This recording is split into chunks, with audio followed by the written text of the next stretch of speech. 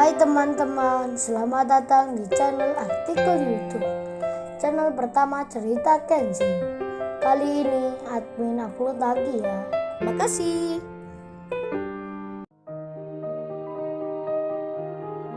Kisah pemuda kaya, anak bos besar, pemilik 73 perusahaan, yang menjadi cleaning service.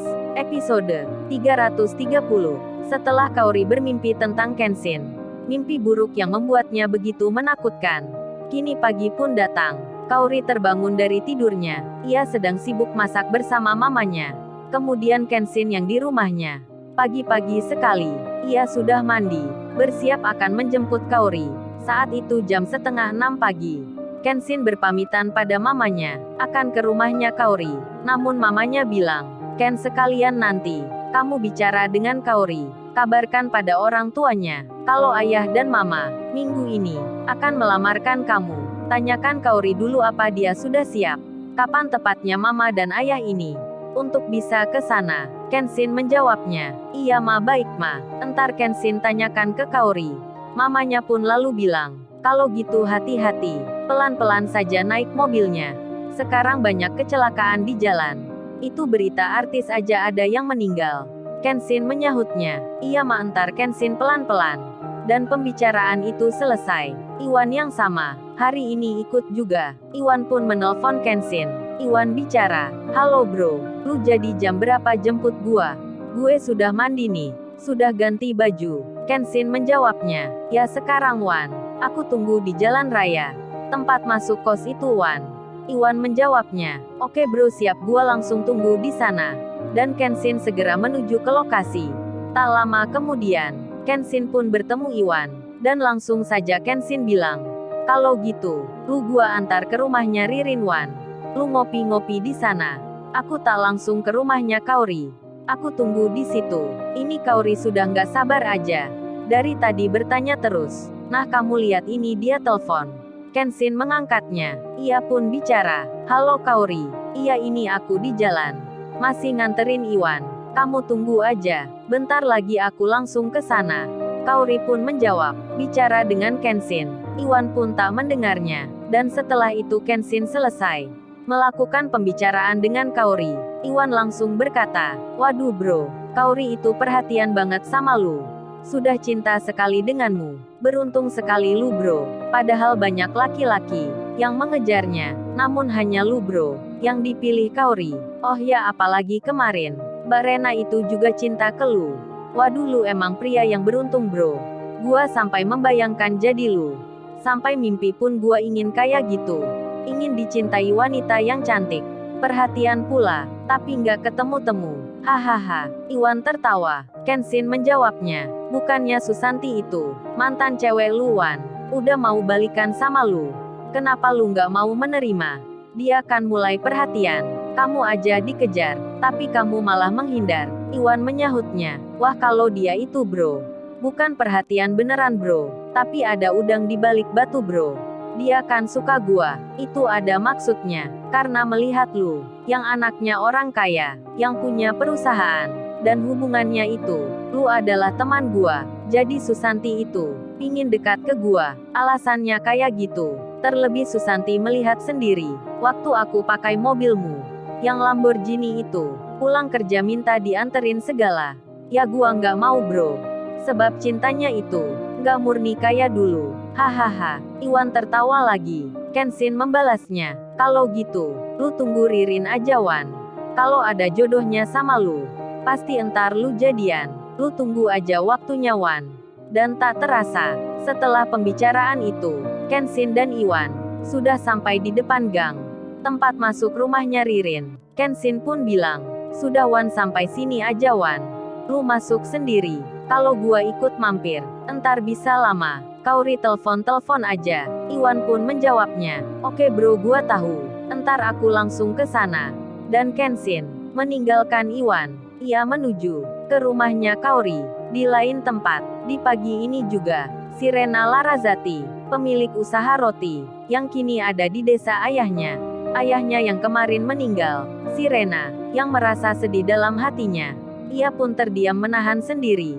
Apalagi di tempat ini, tak ada teman yang bisa diajak bicara, kecuali teman lewat media sosial yang mengirim-ngirim ucapan.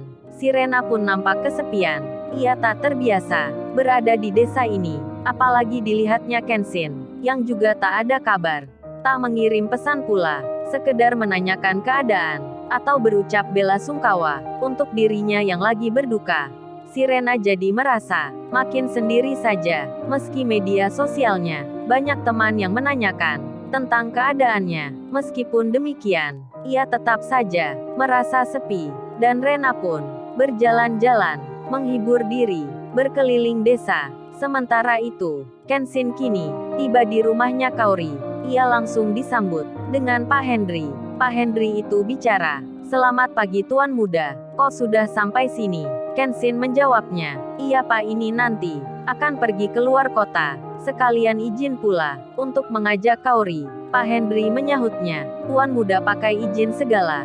Itu Kaori saja sudah menunggu dari tadi. Mari Tuan Muda, silahkan masuk ke dalam. Saya panggilkan Kaori." Di saat itu, Kenshin sebenarnya mau bicara ke Pak Henry tentang pesan mamanya minggu ini akan ke sini untuk melamar Kaori. Namun Kenshin belum berani. Ia merasa segan sekali. Kenshin pun menunggu saja akan mengatakan ke Kaori dan Pak Henry yang di dalam. Beliau menuju ke dapur, menemui istrinya yang lagi memasak. Di situ pula ada Kaori dan pembantunya. Pak Henry tiba-tiba bilang ke istrinya, "Pak Henry itu bicara, Ma cepat siapkan makanan pagi Ma. Juga minuman kopi. Itu anak laki-lakimu sudah datang ke sini." Mamanya Kaori pun menjawab, "Ayah bisa aja bicaranya. Emang kita punya anak laki-laki? Semenjak kapan ya?" Pak Henry pun membalas, "Loh, bukannya Mama sendiri yang pernah bilang gitu ke Mas Kenshin kemarin?" Istrinya pun langsung tersadar. Beliau jadi mengerti. Tersenyum pula. Kaori pun demikian. Langsung ia keluar, menemui Kenshin. Kaori lalu bilang, "Aa udah datang nih. Aku sampai khawatir lo tadi malam. Gara-gara mimpi buruk itu. Aku takut sekali." Kenshin menjawabnya, "Hanya mimpi aja Kaori. Nggak usah dibawa ke hati." Lalu Kaori bicara, "Oh ya kalau gitu, aku ambilin makanan dulu ya. Kamu mau minum apa Say? Kopi atau susu?" Kenshin menyahutnya, "Nggak usah Kaori. Kamu nggak usah repot gitu.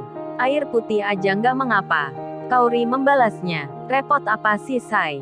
Sama aku sendiri. Kamu pakai segan segala." Mendengar bicaranya Kaori, Kenshin langsung bilang, "Oh ya Kaori kamu duduk bentar ya. Aku mau bicara." Kaori pun lalu duduk lagi.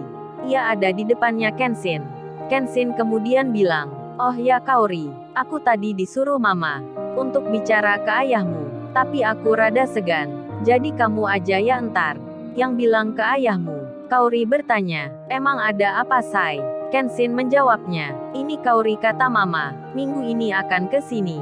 Ayah dan Mamaku akan melamar kamu. Maksudnya untukku. Gimana? Kamu mau nggak Kaori? Apa kamu udah siap?" Kaori menjawabnya, dengan melihat Kenshin. Langsung saja ia berkata, dengan tersenyum Kaori bicara, "Ya maulah sayang. Kan aku udah bilang, udah siap sekali dengan kamu. Kalau gitu sekarang aja ya. Aku bilang ke ayah dan Mama." Kenshin pun bicara, "Tapi aku rada malu Kaori. Apa nggak baiknya entar malam aja? Saat aku nggak ada di sini." Kaori menjawabnya, "Kamu Say pakai malu-malu segala. Nggak ingat apa ya? Kalau tadi malam kirim pesan ke aku. Kamu ingin memelukku. Kalau nggak bisa tidur, apa kamu mau menundanya? Nggak ingin seperti itu." "Hahaha." Kaori tertawa. Kenshin menyahutnya, "Aduh Kaori, bicaranya pelan dikit gitu. Entar terdengar ayah kamu. Kan aku malu Kaori." Kaori hanya tersenyum.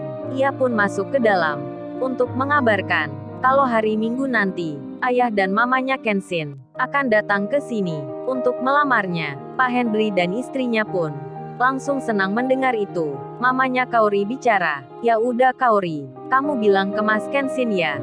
Mama dan ayah sudah siap. Sudah siap pula punya cucu."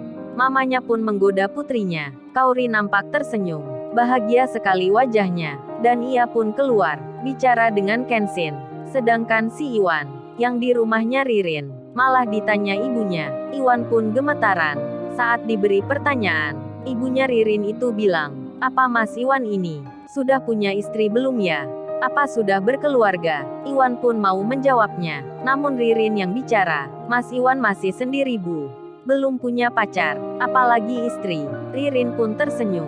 Lalu ia bilang, kalau gitu sekarang aja ya Mas Iwan. Kita ke rumahnya Mbak Kauri. Iwan pun menjawabnya dengan mengiyakan. Dan berangkatlah mereka untuk ikut juga ke desanya Rena. Tak lama kemudian, sampailah Iwan dan Ririn di rumahnya Kauri. Kauri pun menyambutnya dengan senang sekali. Lalu, bagaimana kisah selanjutnya? Subscribe channel ini untuk episode berikutnya. Terima kasih. Jangan lupa ya guys, untuk kelanjutan ceritanya ada di artikel YouTube. Jangan lupa subscribe ya guys, dan tekan notifikasinya